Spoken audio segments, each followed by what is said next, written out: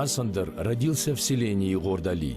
У него были два брата, Арски и Асанча, сестра Нафу. Своей богобоязненностью и усердием в поклонении братья снискали заслуженное уважение у своих земляков. Асандер был старшим среди братьев и вышестоящим по степени святости. Будучи участником освободительного движения горцев за свою свободу, он был несколько раз ранен.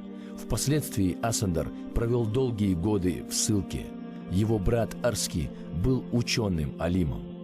В трудное, сложное время, ценою немалых лишений, Асандер и его братья сделали все возможное для сохранения вирдового братства и обряда зикра Кунта-Хаджи, да будет возвышена его святость. Не случайно Асандеру было дано право распространения учения Кунта-Хаджи, да будет возвышена его святость. В свое время духовным наставником Асандера и его братьев был Ташу-Хаджи, а супругой Асандера стала Нафисат, дочь Бешто Саясановского, ближайшего сподвижника Ташу-Хаджи. Перед смертью Асандер завещал своим детям, чтобы они переселились в одну из мусульманских стран, чтобы они могли свободно исповедовать ислам и жить в соответствии с требованиями шариата. Потомки Асандера по сегодняшний день живут в Иордании.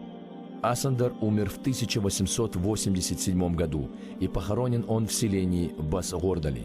Рядом с ним похоронен Арски, умерший через несколько лет. На месте этих двух могил благодарные земляки еще до выселения вайнахов воздвигли зиярт. Третий из братьев, Асанча, по предложению Арски, похоронен в селении Гордали.